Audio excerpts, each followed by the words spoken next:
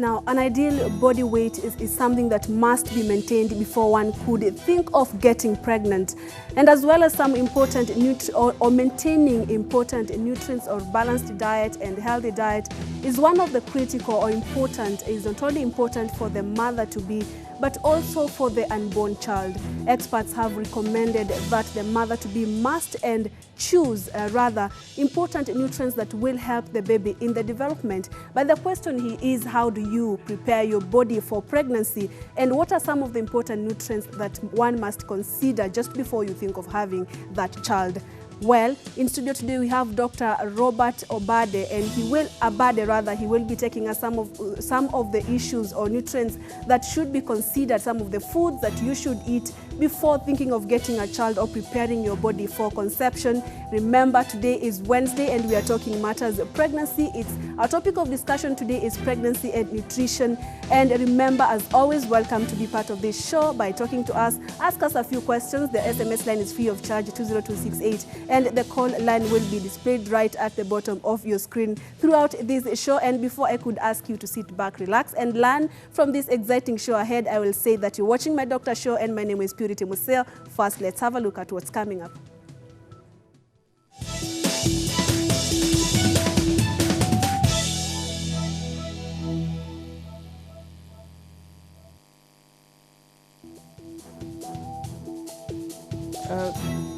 Sorry about that.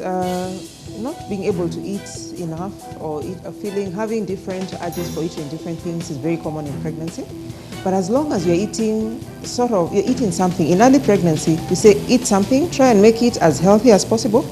It doesn't have to be completely balanced, but try as possible to get close to that, and your baby somehow will still grow. So that is not a very big concern. But at least someone needs to eat something every day, and at least 3 times a day. Rapid weight gain in pregnancy is a big concern because it predisposes to some conditions like diabetes in pregnancy and hypertensive diseases of pregnancy. Now, instead of limiting the amount or going on a diet, it is good to change the mix of food so that you have a low-calorie dense diet, where you eat more vegetables and less carbohydrates and a little more proteins that keep you more full. Calcium per se in that question will not make your weight go lower. It's one of the very good important supplements in pregnancy. But the other thing you can do is add some exercise, some walking, brisk walking, or things like swimming that are not harmful in pregnancy, but do not go on a complete diet. Prenatal supplements are actually supplementation to the diet.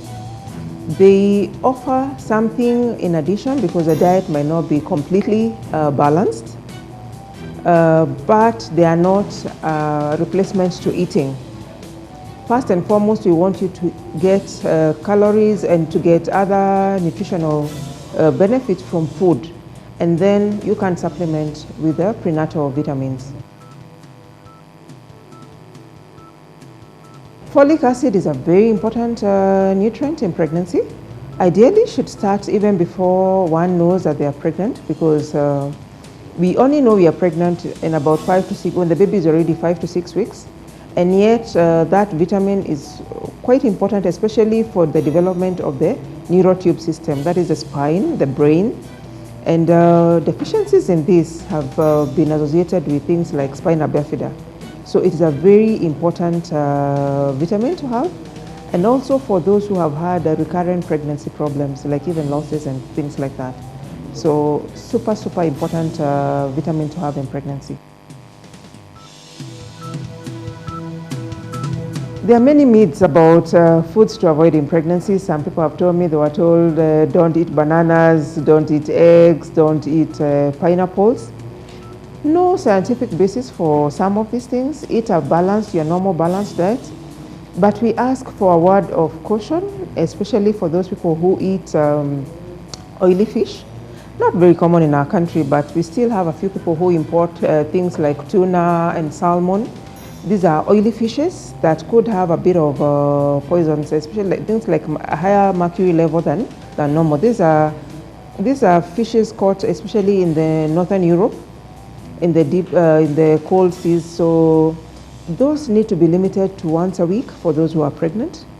We also need to limit the high sources of vitamin A, like liver, to about once a week. And then coming back home, things like our salads, our raw salads, the kachumbaris and the other salads that we make and buy could be contaminated with some bacteria that is more, affects pregnant people and people who are immunosuppressed, toxoplasma. So we need to be careful about our sources of raw salads, maybe make them ourselves or make sure they are made in a place where people are very hygienic. So those are the main food caution things that I'd also want to add about caffeine. Especially in early pregnancy, a lot of caffeine is associated with pregnancy losses. So we should limit our sources of caffeine, and caffeine is not only found in coffee. Coffee is one of the bigger sources. It's also found in quite some amount in tea, in our energy drinks. So people need to be careful about consuming too much caffeine in early pregnancy especially. Some of the breakdown on what you ought to eat or not eat from Dr. Jane Mashira of Gynacare there. Welcome, you're watching My Doctor Show and my name is Purity Museo. Today our topic of discussion is pregnancy and nutrition, or rather pre-pregnancy and nutrition. What are some of the good and bad eating habits that you should avoid or have before you could think of getting that baby? Talk to us in studio. We have Dr. Robert Abade. He's a gynecologist from Mpisha Hospital. He will be taking us through some of the important nutrients for someone who's thinking of getting a baby and why is it important. The SMS line is free of charge. 20268 is the number, and you can also call us live through the number that is displayed right at the bottom of your screen. On Twitter, use the hashtag MyDoctor at Ebru TV Kenya. Dr. Robert Abade, thank you so much. Welcome to My Doctor Show. Thank you, Purity. Yes, we are glad to have you this morning. First, before we could look at nutrition, maybe you could, Doc, tell us why is it important to have an ideal body weight before you could think of getting pregnant? Okay, I don't believe that there's anything like an ideal weight per se that you're supposed to attain before you get pregnant. Right. But normally we quantify your weight in terms of our units called BMI, which is the basal mass index. Now, when you have a low BMI, basically very low weight, there are some risks that you may encounter, such as getting a baby who has a low birth weight. Whereas if you have a very high BMI, then you're at risk of some conditions that come about as a result of obesity, like development of gestational diabetes, that is diabetes in pregnancy, and also some cardiovascular conditions like hypertension in pregnancy. At the same time, a very high BMI may make you end up getting a baby who's macrosomic, a baby who's more than 4 kgs, and that one may result into some birth injuries and other complications during the delivery process. Okay. Yes. And Doc, make us understand some of the birth defects that usually happen or occur for babies. Do they have anything to do with what the mother or the nutrition habit for the mother before pregnancy or even during pregnancy? Yeah, the main nutrient deficiency that leads to birth defects is lack of folic acid. Folic acid is important for development of the central nervous system and prevention of some defects such as a condition called spina bifida. That's when you give birth to a baby with a spinal cord that's protruding from the back. So folic acid is important in preconception and even during pregnancy to prevent this, and we get it mainly from green leafy vegetables, but also at the same time we also recommend supplementation. Yes. Okay, and Doc, because you've said that there are some of the deformities or defects that come with bad eating habits for women before pregnancy, would you say that then it's important to have some good eating habits, balanced diet, for anyone who's thinking of conceiving? And maybe, Doc, you could tell us the importance and at what point in terms of time of the month of the year, when you think of getting a child, at what point now should you be consistent into having that diet? Every living person really needs to have a balanced diet. Right. But we normally say that at least 3 months prior to conception, you should try and ensure that your balancing diet, your diet is balanced, and then do away with some foods that are not very nutritious, things like soft drinks or junk food, etc. But ideally, the main micronutrients that are important are folic acid to prevent the neural tube defects I've talked about. We need iron supplementation or good iron in food. It helps with boosting your blood to prevent anemia in pregnancy that can result into other complications. You need calcium. Calcium has been shown to prevent or rather reduce chances of getting preeclampsia, which is basically pregnancy-induced hypertension. And yeah, some studies have also shown that omega fats are also important in development of the baby's mental function, as well as vitamin A, like Dr. Mashira spoke about. Yeah.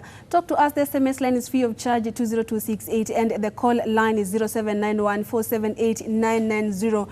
Ask us a few questions. We have Dr. Robert Abade, who is a gynecologist at Mpisha Hospital, just to tell us why it's important to have that good eating habit for anyone who is thinking of having a child. I can see your questions coming. Just before we get into some of the good eating habits there are for anyone thinking of getting pregnant, there's someone who is asking, I'm 6 months, maybe you can pick this one question. I'm 6 months pregnant and I have pains on my thigh.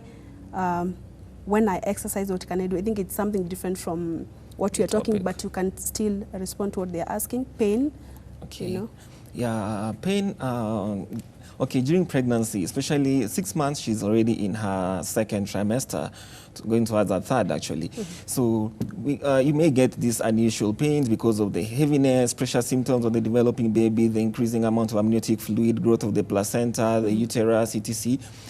Advise her not to take an over-the-counter medication. Just go to a clinic for a checkup to rule out other things that may cause this, such as some conditions like a blood clot in the leg or in the thigh. So it would be better to go to a medical facility for checkup. Okay, yes. Let's get back to a discussion. You've talked about, you just mentioned some of the defects that can come with bad eating habits. So, Doc, maybe you could just break it down for us. What happens when someone is overweight just before you're thinking of getting pregnant? What are the effects, especially for the mother during pregnancy and also for the unborn child? Okay, like I said before, we use the units called BMI to grade people based on whether you're underweight, normal weight, overweight, or obese.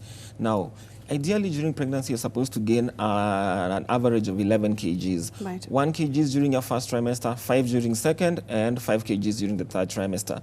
Now, for people who are underweight or people who are of normal weight, we try to encourage you to have a balanced diet, eat adequately, so that you can achieve the optimum 11 kg weight.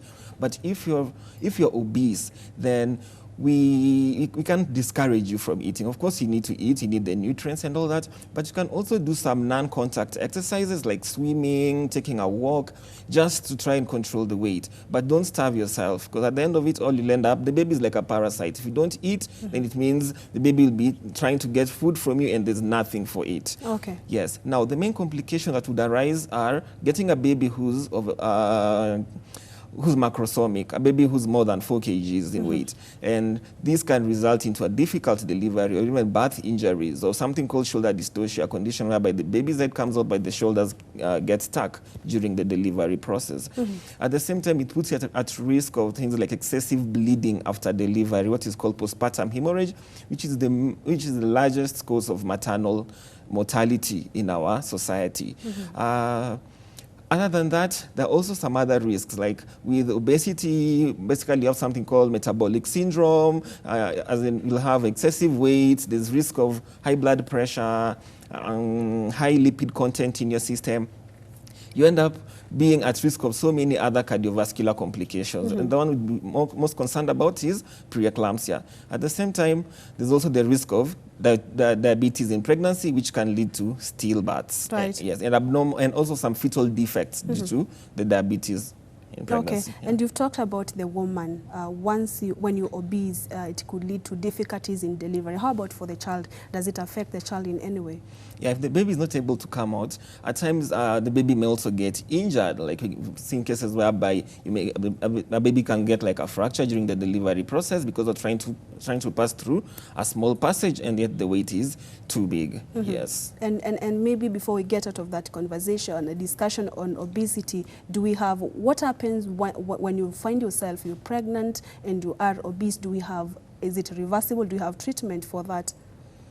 Not really. Yeah. We'll just let you continue your pregnancy. We'll check if the baby is too big, then you may have to deliver through a cesarean section. And then after delivery, then you can work on it, whether it's by going for some exercising or dietary control, but we wouldn't push you to lose weight during the pregnancy. Okay. Yes. And then let's look at this group of people. You could be pregnant and at the same time maybe you are malnourished as a woman, you're really underweight. What happens to the mother and also to the child? Yeah, in that case, we just encourage you to eat. We provide you with supplements, supplementation of folic acid, iron, and all that. Because at the end of it, the main risk is getting stillbirths, getting preterm labor, and also getting a baby who's too small for weight. Too small for age, rather. Okay. Yes. Remember, today we're talking matters nutrition and pre-pregnancy. What are some of the good and bad eating habits there are for women? Anyone hoping to have a child in the future, talk to us. The SMS line is 20268, which is free of charge. Talk to us. And also you can call us live. The number is 0791478990. And we have in studio Dr. Robert Obade, who is here to respond to your concerns and answer a few of your questions. We want to continue this discussion, but first let's have a look at a very small or short clip on some of the foods that are recommended by experts that you should eat if you're thinking of getting pregnant. Right, and to help us discuss in a little more detail on the pre-pregnancy nutrition in studio, we have Dr. Robert Obade from Mpisha Hospital. And just talk to us. The SMS line is free of charge, 20268, and the call line is 0791478990. We will be looking at your questions and responding to them. So many coming in. We promise that Dr. Obade will be looking at your feedback. Welcome back, Doc. Thank you. Yes, and just before we look at now some of the important diet before and during pregnancy, what are some of the bad pre-pregnancy diet or eating habits? I don't really think pregnancy should really make you change your diet in any way. Right. Yeah. You should continue having a balanced diet. And probably the only bad habits I can think of are taking things like maybe alcohol or smoking or non-prescription medication, etc., without, before conception. Right. Otherwise, it's just supposed to continue the normal diet. But like Dr. Mashira had mentioned, there's some foods that when you take, they can put you at risk of exposure to some microorganisms that can affect a pregnancy, like cause miscarriages and all. Things like some organisms like toxoplasmosis, listeria, and salmonella. So what Yes. food? These are mainly found in things like, it's mainly due to poor hygiene, poor handling of food, and unhygienic means of handling food. So you should eat foods that are well cooked, rather properly cooked and hot if preferable, and is preferable. And then also you should try and avoid things like unpasteurized milk. Yeah, at times you can get some infections from that milk that can make you get miscarriages, and also things like salads. Just ensure that you take only clean or well-prepared salads. Okay. Yes. And Doc, there's so many, because you said you don't think someone should change, especially the diet, but there's so many misconceptions when it comes to getting ready for getting a child. Like, for example, we have people who believe once you eat this kind of food, like yams, you'll get twins and all that. What are some of the misconceptions for diet when it comes to preparing for pregnancy? In medical literature, I haven't really come across any food that would make you probably get twins or get a baby who has some specific traits you're looking for. Right. Those are just theoretical beliefs. Yeah. Okay. And you talked about balanced diet, because there's someone here asking, what are some of the foods that contain folic acid? Folic acid is found in mainly dark green vegetables, things like skuma wiki, that is kales, spinach. Yeah, those are the main sources of folic acid. Okay. Yes. And because you've already talked about the bad eating habits, we don't want to get back there. But Doc, do we have some best diet for boosting your fertility? Because there are people who really struggle with the issue of fertility. Do we have specific diet for boosting your fertility maybe? Unless you're having infertility or subfertility due to some conditions, such as a condition called polycystic ovarian syndrome. These are people who have multiple cysts in the ovaries, and a lot of times they also tend to be obese. Then in these cases, we recommend that you lose some weight and avoid foods that will make you become too big. So avoid excessive carbohydrates and lipids. It's been shown that when you lose about 10% of your body weight, the chances of ovulation success are more. Yes. And you've mentioned balanced diet time and time again. Someone doesn't understand what a balanced diet should look like. Maybe you could tell us in details what should be a balanced diet, what is balanced diet rather, and how should you space your meals, you know? Okay.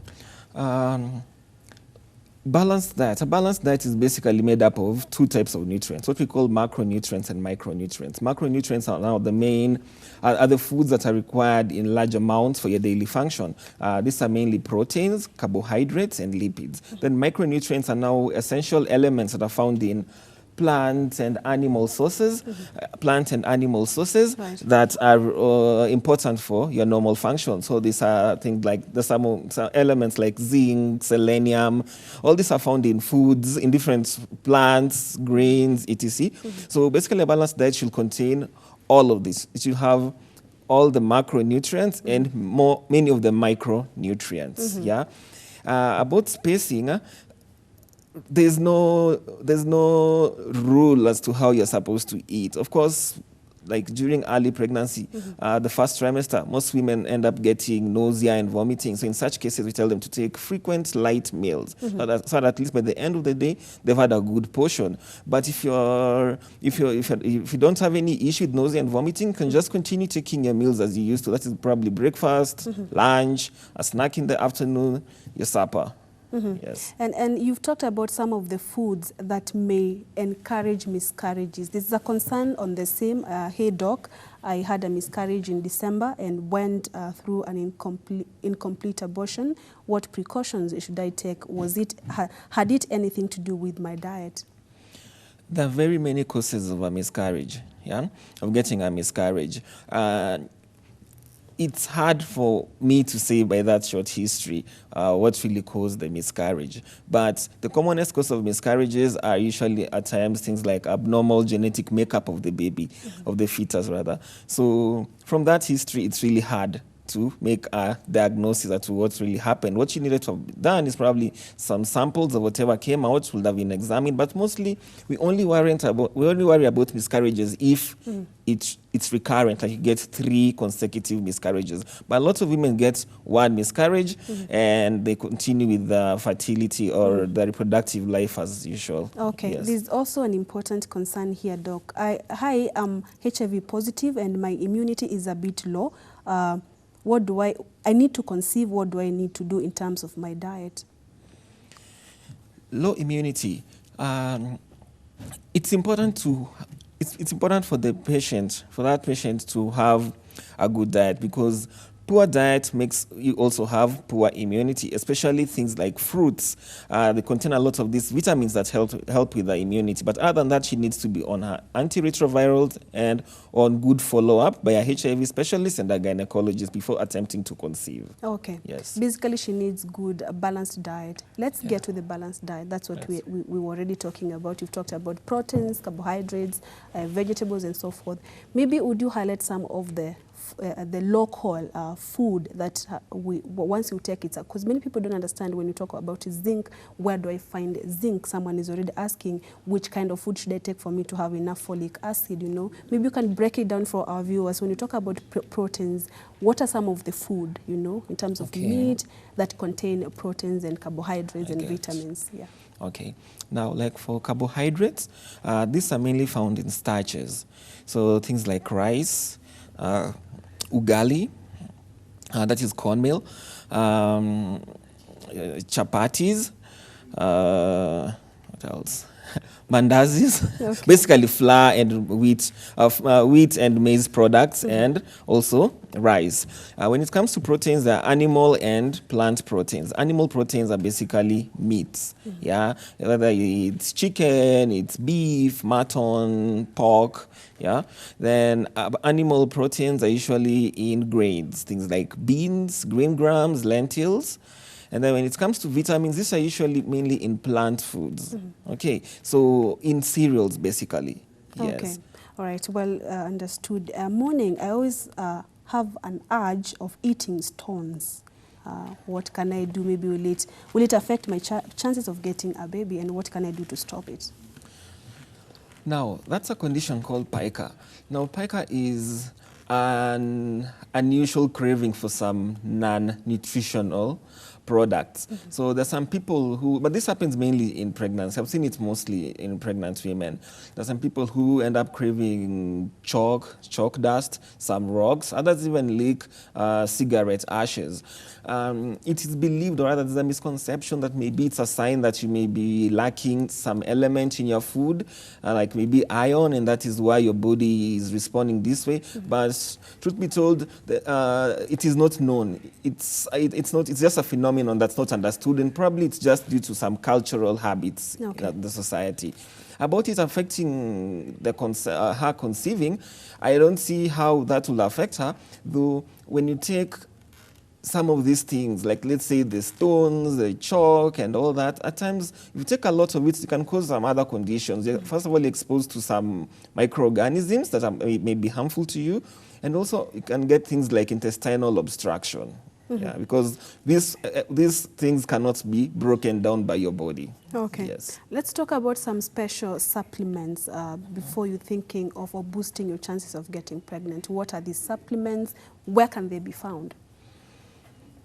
Now, the main supplements that you think about before attempting to conceive, which is actually ideal, is folic acid. You're supposed to take folic acid at least from 3 months prior to conception. But you see, in our society, most conceptions are not planned, yeah? So immediately you discover that you're pregnant, you're supposed to start yourself on folic acid. Other than that, like I said before, pregnancy should not affect your life. It should be, it's a natural process. So just continue their normal diet, but if you can supplement with folic acid, the better. There are some medicines that contain some micronutrients that are believed to help with the health of your ovaries, increasing your chances of fertility, of ovulation, etc. But really, there's no literature that really proves that these things actually work.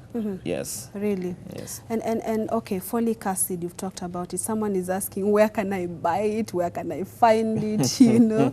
Yeah. Yeah, now folic acid, like there's a combination that's supplied by the government. You can get it in any government hospital. It's called IFAS. Basically, it's a combination of iron and folic acid.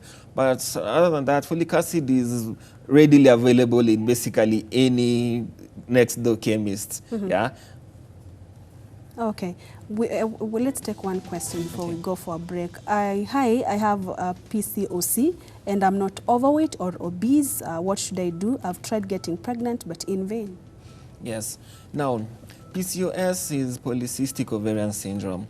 Yeah, and some of the symptoms or signs that one may be having polycystic ovarian syndrome is you go for some months without ovulating. So others end up going for some months without seeing their menses.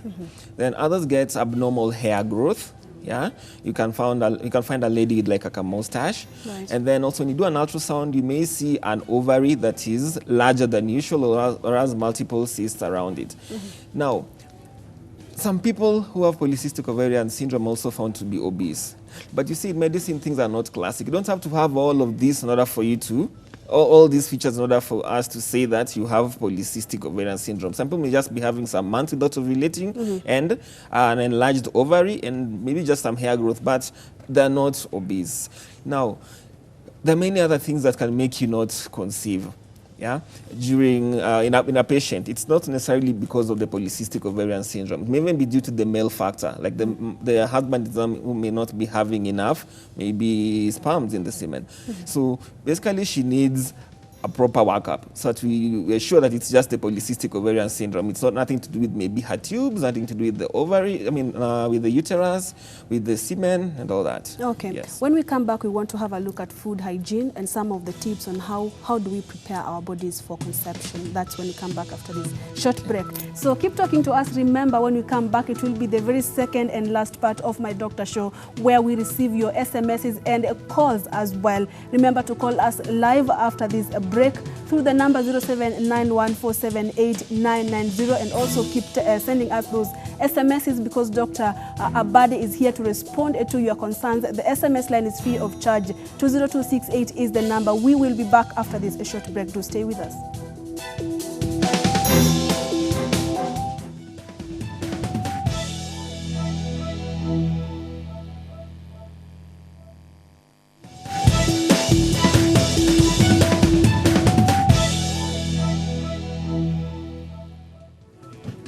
Welcome back. You're watching My Doctor Show, and my name is Purity Museo. This is the very last part of My Doctor Show, where we receive your calls and respond to your concerns via our SMS line, which is free of charge, 20268. Keep talking to us. We have Dr. Robert Abade. We are talking matters pregnancy and nutrition. You have any concern, then talk to us. The doctor is here. Call us live. The number is 0791478990. But before we get started, let's have a look at the home remedies for preparations for pregnancy.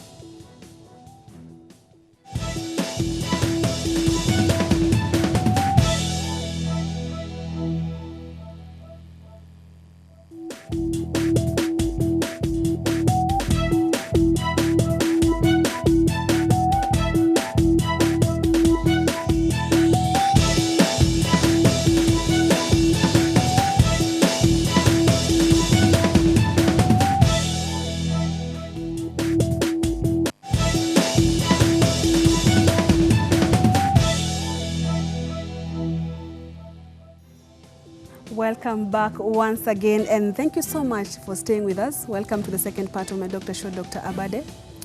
Yes, when we went for our break, we were looking at some of the bad eating habits there are, and you quickly mentioned the food hygiene. How should the food hygiene for any person, because you said it's important for anyone to maintain good nutritional habit. What is food hygiene actually?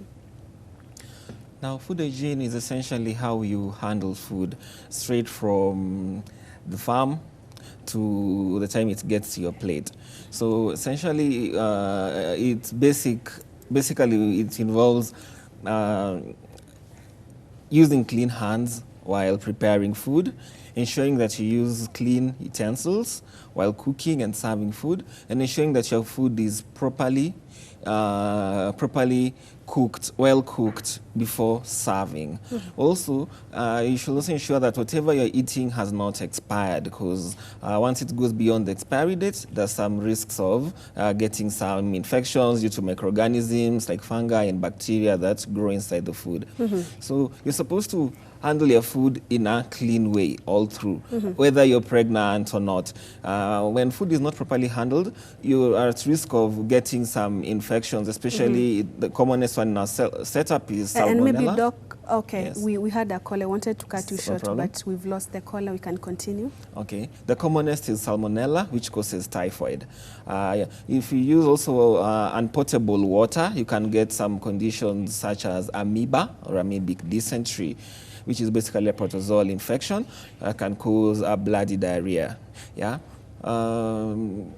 Essentially, that's a quick run through on hygiene. Yes, and let's pick a few questions. We had someone who was calling us. Okay. They were asking about cravings. Why do they happen, and why do they happen? How do they happen, and why?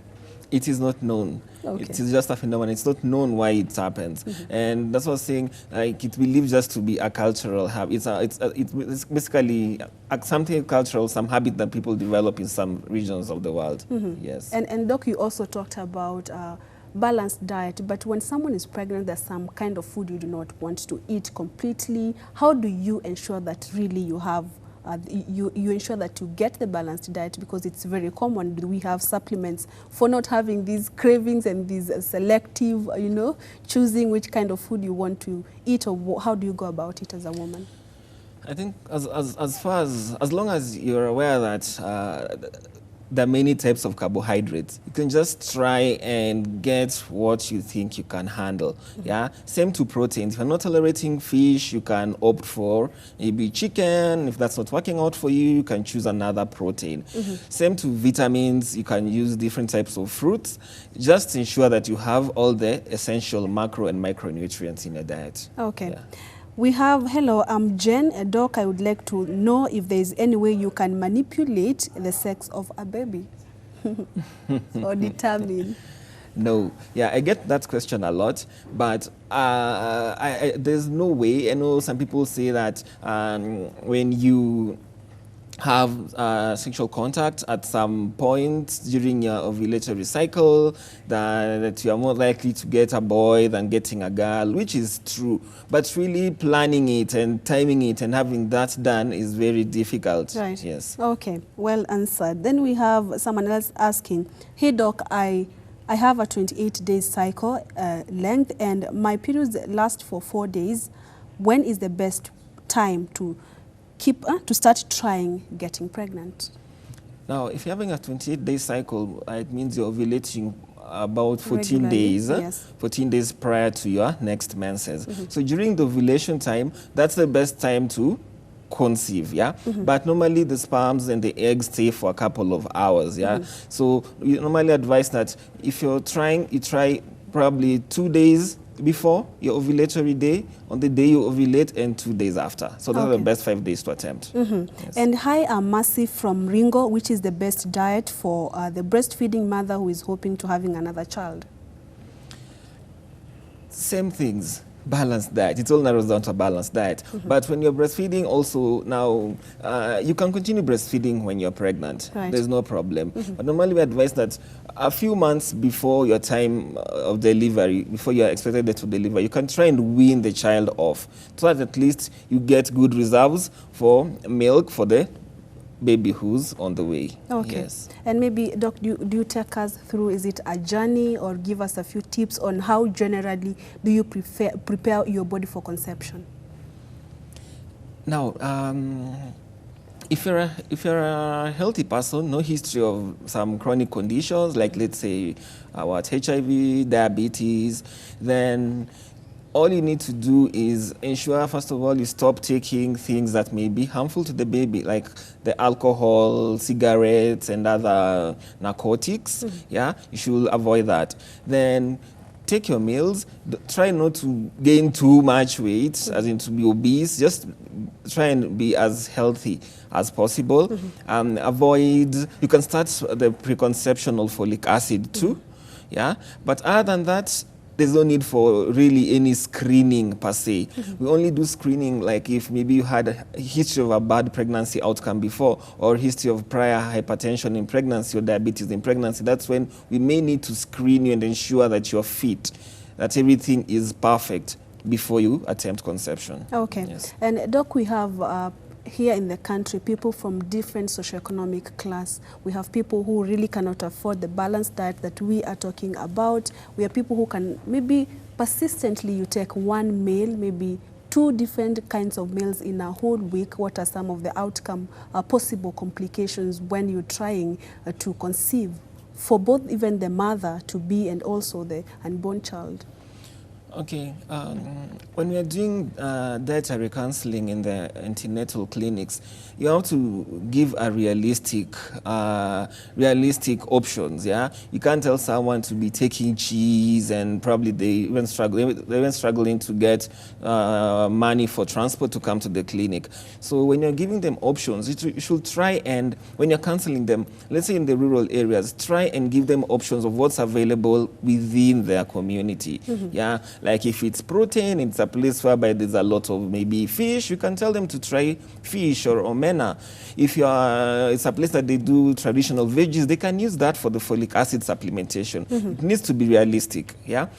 other than that, in poor socioeconomic regions, we normally recommend you take the iron and folic acid. This is provided free of charge in the government facilities. So you can get iron and folic acid supplements for free. Right. Yes. There was a question on conception. Let's have a look at it. I'm Anne from Kangemi, and I'm using, that's a different one for family planning. Hi, I'm pregnant and have been having stillbirth at 6 months. What should I do to give birth? Does it have anything to do with my diet? It's a recurrent stillbirth that she's been having. Right. Right. Yeah. Now, one of the commonest causes of recurrent stillbirth is normally gestational diabetes, which, yes, is because of changing the altered metabolism during pregnancy. So for someone like that, I'd prefer that she starts screening prior to conception, goes for her clinics as regularly as recommended by the doctor, and then we'll also be screening for diabetes during pregnancy. But other than that, there's so many other causes of stillbirth, yeah? Like when the baby came out, she hasn't really described whether there are any abnormalities that are found on the baby's structural being, internal organs, etc. So I would prefer that probably she visits our hospital for better history taking and workup. Okay. And Doc, there are so many questions, concerns on miscarriage, so many people asking whether it has anything to do with your diet. Maybe you could once again take us through some of the possible causes for miscarriages. Miscarriages happen quite frequently, yeah? And there are many, many causes of miscarriage. Right. And I cannot start putting diet as the main cause of a miscarriage. Really, without a complete history, it's difficult. It's impossible to tell why someone got a miscarriage. Yes, it's believed that there's some foods like caffeine that some studies have shown that excessive caffeine intake can lead to recurrent miscarriage, rather lead to a miscarriage. Caffeine is found in coffee, tea, some energy drinks, yeah. But there are many other things. Vitamin A, excessive vitamin A intake can lead to some congenital abnormalities that can also make you get a miscarriage. So that's a very broad discussion altogether. Right. Yeah. Okay. And Doc, now let's get to the complications that come with bad or unbalanced or having a bad eating routine or habit. Let's start with the baby. Maybe, let's say, for example, we've talked about the obese people, women who are obese. We've talked about some of the complications that may occur. But now let's look at the child. For a mother, let's look at someone who is not having the balanced diet. What are some of the complications for a child in terms of growth and development for that child before birth and even the long term after birth? Yeah, like I'll use maybe 2 examples that I can think of. Let's say someone who's having food that doesn't have iodine. Iodine is important for development of the baby's mentation, the mental development, basically. And if you take food that doesn't have salt, iodine is found in, iodine is found in iodized salt. So if you don't take iodized salt, so you don't have iodine, it's also important for thyroid function. You may end up getting some conditions that may affect the baby. You may get a baby who's maybe mentally retarded or even get a miscarriage due to thyroid anomalies. Now, the other thing is, what else did you ask? Forgotten? Yeah, I was asking about the complications during pregnancy for the child and also after the long-term complications. Yes. Now, if also you're not getting enough food, you'll end up having a low BMI. So with a low BMI, you may end up getting some other issues like a baby who's of a low birth weight or getting even preterm labor. Okay. Then also if your diet is not adequate enough, you may end up missing out on iron, which is important for your blood building. So it will make you get anemia in pregnancy. Anemia in pregnancy can make you get a stillbirth. Can make you get also a baby who's small for dates. Yes, and even result into preterm labors. Okay. Yes. And Doc, we have so many cases for premature babies who are born every day here in the country. And do we say that diet has the biggest role, it plays the biggest role in the development of the child? No, the commonest cause is what I saw we discussed with Dr. Sulemanji last week, the neonatologist. Right. It's usually due to some infections in the vagina and the cervix, what is basically an organism called Group B Streptococcus. When you have you're infected with this, it at times results into preterm labor. Okay. Yes, that's not that much. Okay, and just before we pick a few other questions, we've seen lack of balanced diet, what it could do, but now to the child. But now let's now look at for a mother who is obese. You've eating a lot, you're really overweight and all that. How does it affect a baby during pregnancy and also after pregnancy? Same thing, like I said, a very big baby. You may end up getting a big baby. It's not mandatory that will happen, but you may end up getting a big baby. You may end up developing diabetes in pregnancy, which has its other complications, like the congenital abnormalities, stillbirths, and still an abnormally big baby, which has its own risks during the labor process. Yeah. Okay, let's pick a few questions. Hello, I was 17 weeks, no bleeding, but after a scan, I found my baby was 7 weeks, but I was advised to terminate due to the cause with my weight. Was it the best idea? And when again should I begin trying getting pregnant? She was 17 weeks and the scan showed that the baby was 7 weeks. Yes. Is it 7 weeks or we're talking about, maybe she wanted to talk about weight of the baby? I'm not sure. I don't understand the question. Okay, because she was saying I was 17 weeks and no bleeding, but after the scan, the baby was found to be 7 weeks. Doesn't make sense. It doesn't? Yes. Okay, maybe we will ask her to reconstruct her True. question. Yeah. Someone else is asking, hello doc, I'm using, is it Norplant method of family planning, but I don't get my periods at all. I want to get pregnant, but I'm again gaining a lot of weight. What should I do? I am worried. Yeah, Norplant, that's a hormonal contraceptive. And one of the commonest complications with hormonal contraceptives is weight gain. So it could be because of the Norplant. And at the same time, it is common for people, a lot of people, when they're having the Norplant, not to have their menses. Yeah. So that is common. If she wants to conceive, probably she just gets the Norplant out. If she's gained more than 10% of her weight prior to insertion of the Norplant, then she needs to have the Norplant removed. Yes. Okay, doc, and let's pick one more question before we think of winding up. Okay. Morning, I am Adelil from Kisumu, have been married for 5 years without a child. I experience abdominal periods which are irregular. It can go for 3 to 4 weeks. Yet I have tried conceiving, but nothing is happening. Yeah. Now, fertility is a very broad topic. But just the patient's history, she has abnormal bleeding, has stayed for 5 years without being able to conceive. We can think about a lot of things that can make her have this difficulty conceiving. But the main causes of difficulty conceiving are usually either you're not ovulating, or you have blocked tubes, or you have an abnormality or some growth in your uterus like fibroids, or even it can be on the male side, whereby the man is not producing the sperms. Okay. So basically what she needs a fertility workup. Okay. Yes. Fertility workup. Yes. That's what you're saying. Okay, and doc, my doctor, sure, please help me. I beg you. You don't have to beg because we are here for you.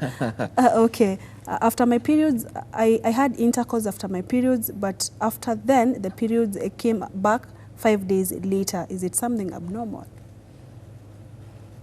Now, it is normal for some people to once in a while get abnormal menses. Yeah, it is normal. I wouldn't worry about that. Right. Yeah, what I'd just advise is probably she just takes a pregnancy test. It could just be, even at times it can be something like an implantation bleeding or bleeding during early pregnancy. To just do a pregnancy test and maybe an ultrasound. And it's also good to also just do a pap smear to be sure that there's no abnormalities, there's nothing growing on the cervix, no abnormal cells on the cervix that may result into cervical cancer. If she does all this and everything comes out fine, nothing to worry about. Yeah. Okay, so Doc, someone else is asking, after every 3 months of her pregnancy, she begins to experience some abnormal bleeding. Could it be diet or what could be the problem? I do not see a relationship between diet and abnormal bleeding in pregnancy. Right. Yeah, probably what she could be having is just what we call a threatened miscarriage. But still, what she needs to do, you're not supposed to bleed during pregnancy. Okay. She needs an ultrasound to ensure that the baby is safe.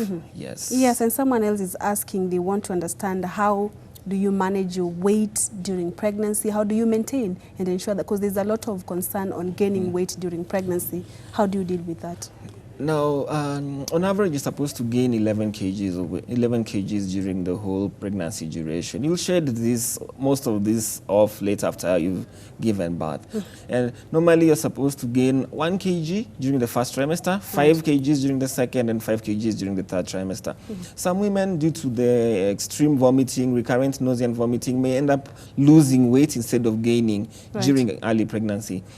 During pregnancy, the only way, what we do to check on your weight is during your clinics, we have to take your weight. During every clinic visit, you have to check your weight.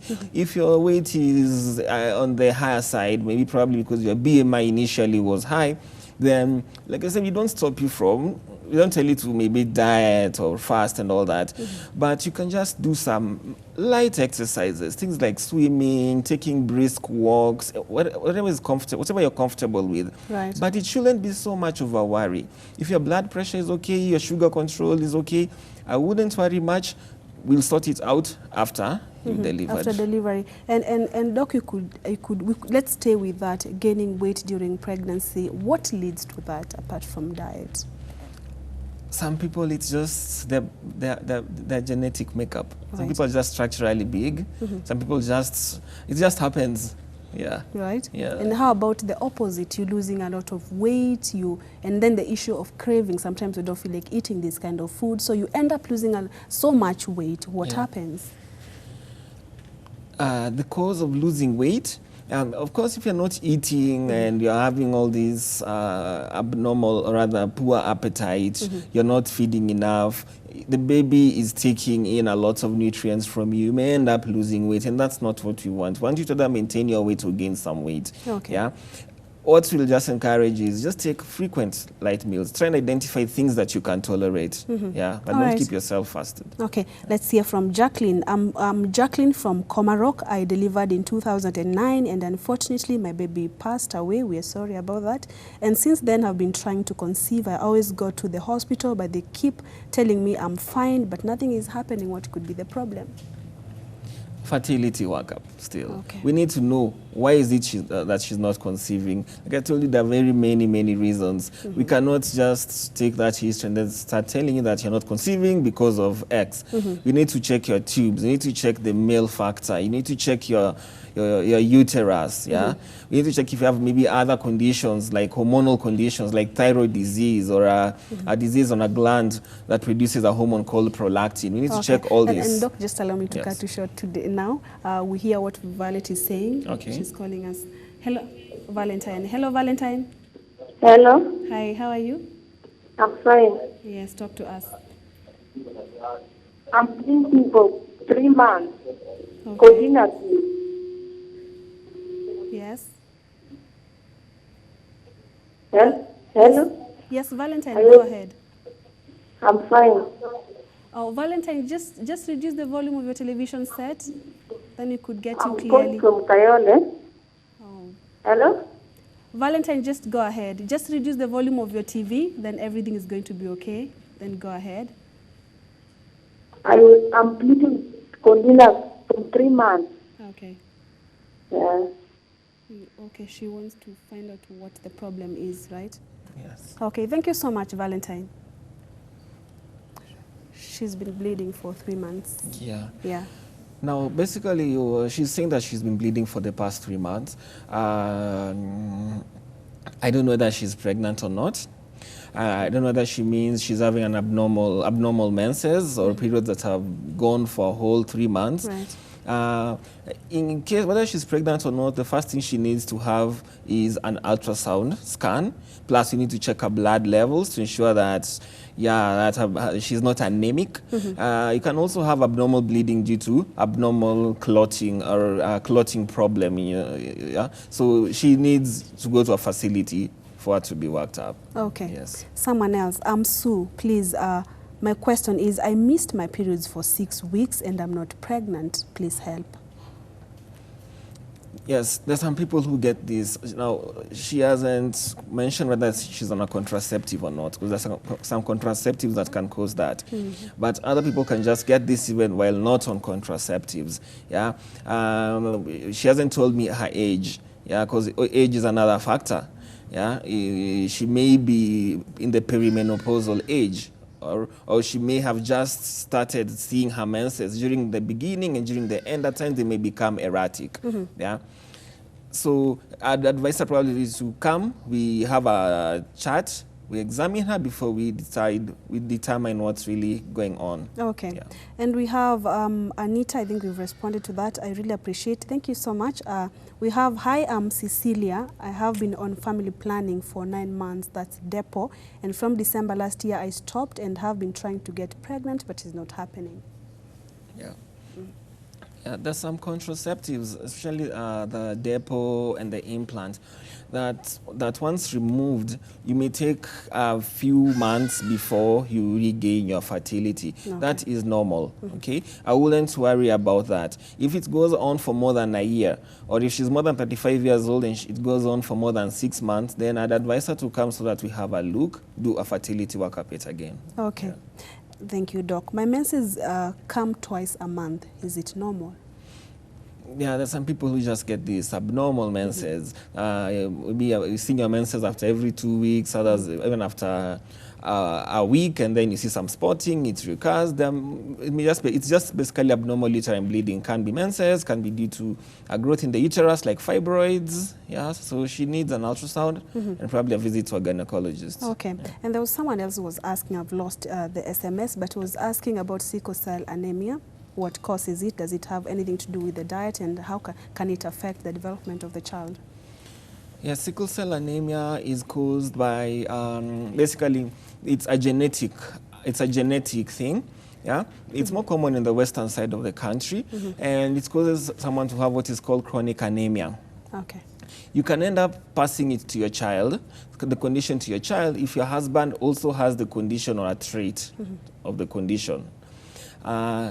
It is not caused by diet, but people with sickle cell anemia tend to have low HB, so they need low blood levels, so they need to try and take foods that are rich in iron and folic acid, besides the other medication that they usually put on, other supplements that they usually put on, to boost their blood and reduce the risk of getting what are called sickle cell crisis. Okay. Yes. And Doc, we are winding up, but in 10 seconds, please give us just tips, mention them, on preparing your body for conception in terms of diet.